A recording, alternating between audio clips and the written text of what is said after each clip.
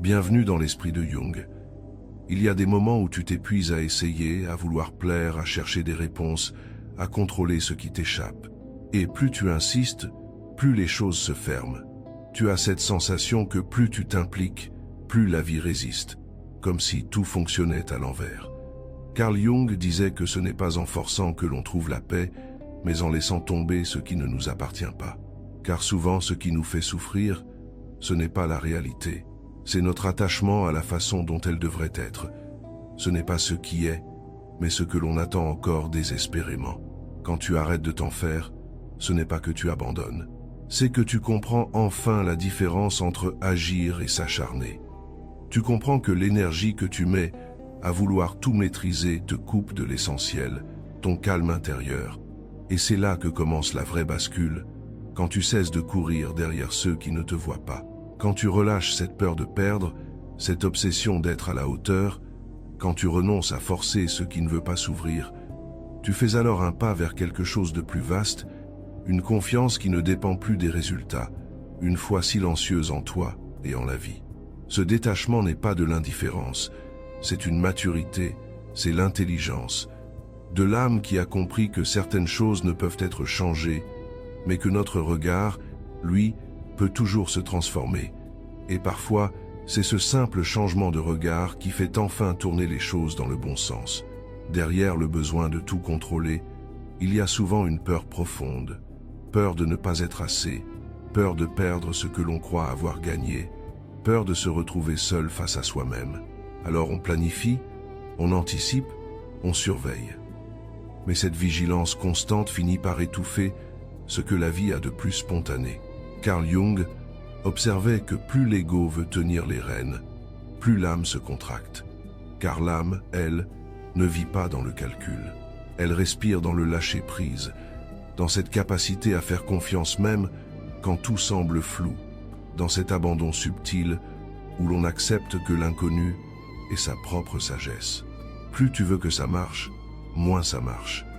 Non parce que tu n'es pas capable, mais parce que ton énergie est tendue, crispée, verrouillée. Tu deviens l'obstacle invisible à ce que tu cherches. Tu bloques sans le savoir le courant de ce qui voudrait simplement circuler. Et parfois, c'est au moment exact où tu dis « tant pis » que tout se débloque. Non pas parce que tu as cessé d'y croire, mais parce que tu as cessé de le tenir de force. Tu as laissé la vie respirer à travers toi. Et la vie libérée de ta peur commence alors à danser.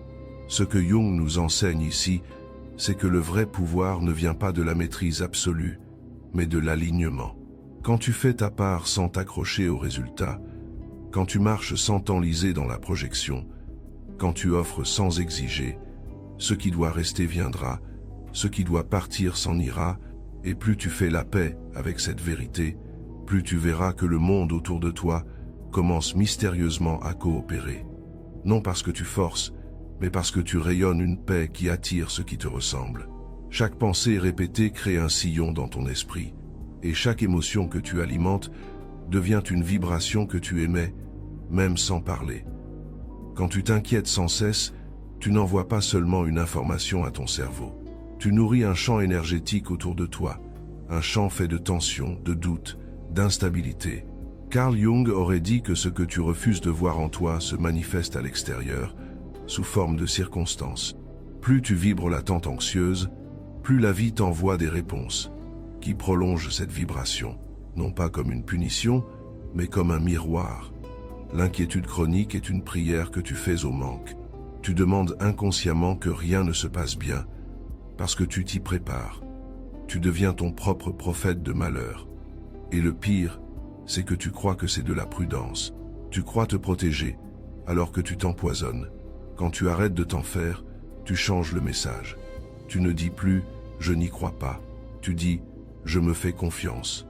Et cette confiance, même silencieuse, agit comme un interrupteur. Elle ne change pas immédiatement ce qui t'entoure, mais elle transforme ta posture. Et cette posture transforme ton regard. Et ton regard finit toujours par changer ta réalité. Jung nous invite à comprendre que l'âme ne cherche pas la perfection, mais l'alignement. Elle veut que tu vives, pas que tu survives. Et la vie ne peut t'apporter ce que tu ne te crois pas digne de recevoir.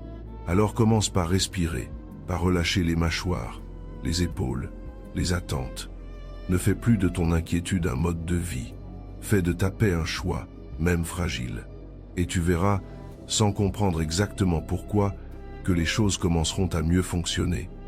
Il y a cette chose que tu voulais absolument, une réponse, une personne, une reconnaissance, un projet, et tu y as mis ton énergie, ton cœur, parfois même ton sommeil. Mais plus tu insistais, plus cela semblait te fuir, jusqu'au jour où, par lassitude ou sagesse, tu as lâché prise. Et c'est là, à ce moment précis, que tout a commencé à changer. Carl Jung expliquait que lorsque nous laissons partir quelque chose que nous avons désiré avec intensité, nous faisons place à un mouvement profond. L'inconscient cesse d'être comprimé, le champ de vie autour de nous se réorganise. L'obsession se dissout et l'espace ainsi libéré attire autre chose. Parfois la même chose, mais autrement. Parfois quelque chose de mieux, de plus juste, que nous n'aurions jamais imaginé. Ce n'est pas un hasard, c'est une loi subtile du vivant. Tant que tu tiens trop fort, tu retiens aussi l'énergie qui pourrait circuler librement. Tu veux attirer, mais tu enfermes. Tu demandes, mais tu contrôles. Et la vie, elle, n'entre pas par la force. Elle entre par la confiance. Ce que tu laisses aller sans rancœur, sans drame, sans lutte, revient parfois, mais guérit. Et s'il ne revient pas, c'est qu'il n'avait pas la force de rester. Et tu gagnes quelque chose de plus rare encore.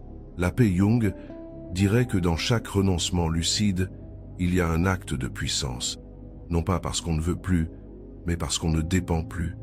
Ce n'est pas l'abandon, c'est la liberté intérieure, celle de continuer à aimer, à espérer, à créer, mais sans se perdre dans l'attente. Et souvent, c'est ce détachement qui permet aux choses d'arriver, parce que tu ne les appelles plus depuis un vide, mais depuis un plein. Et ce plein, c'est toi, enfin reconnecté à ta propre lumière. Tu crois manquer de temps, d'amour, de soutien, d'opportunités. Mais si tu regardes bien, souvent tu n'es pas en manque. Tu es en peur. Peur que ça disparaisse, peur que ça ne revienne pas, peur que ça ne t'appartienne jamais vraiment.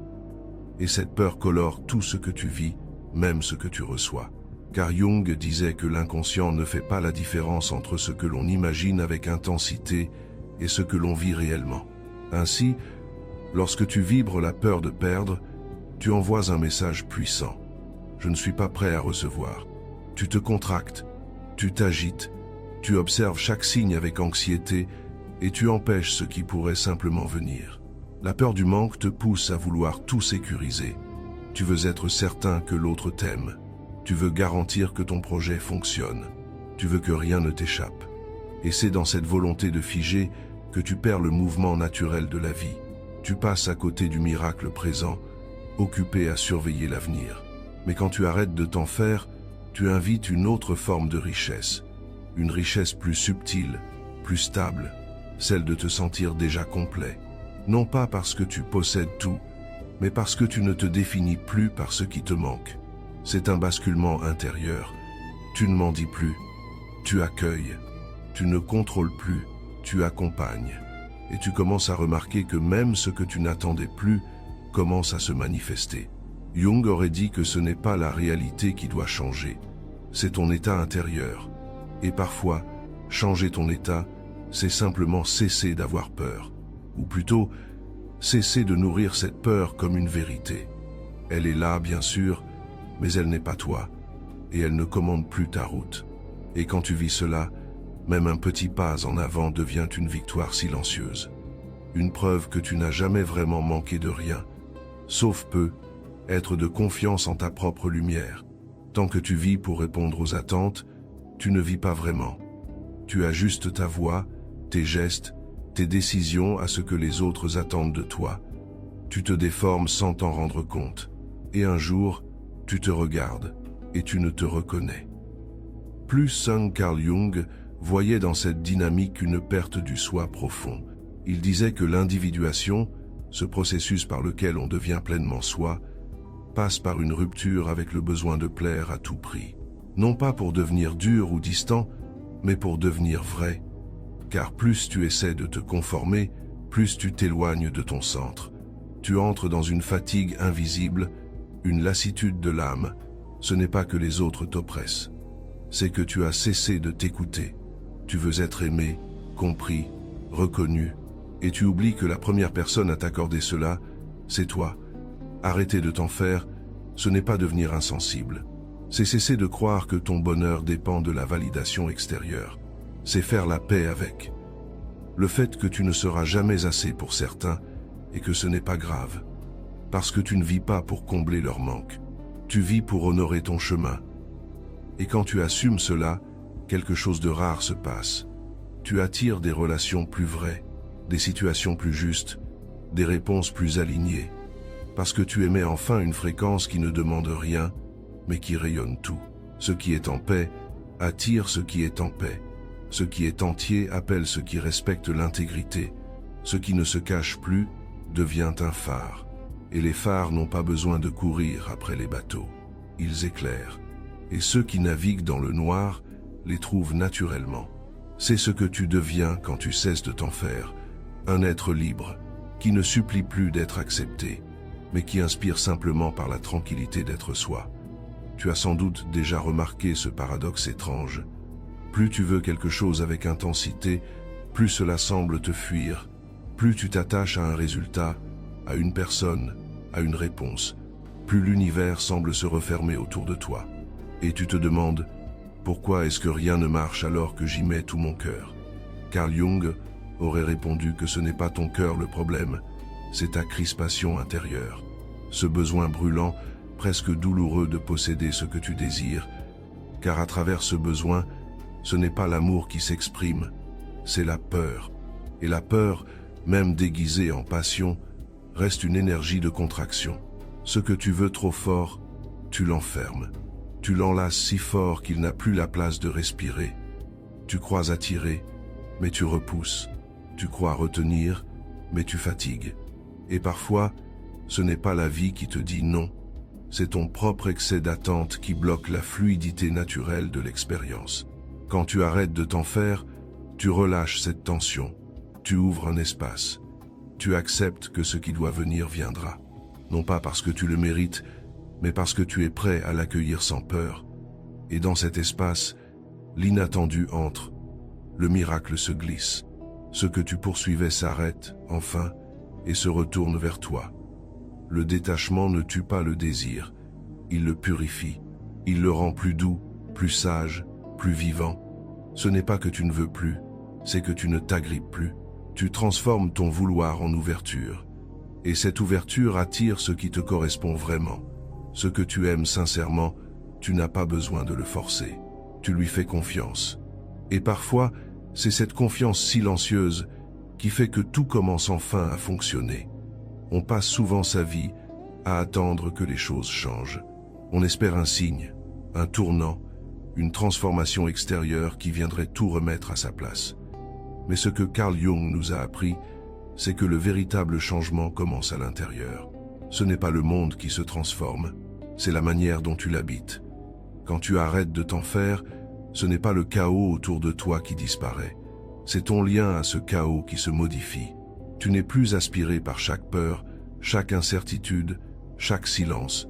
Tu observes, tu accueilles. Tu ne perds plus ton centre à chaque courant d'air. Et c'est cette stabilité intérieure qui, peu à peu, attire une autre réalité. Les mêmes événements peuvent survenir, mais tu n'es plus le même.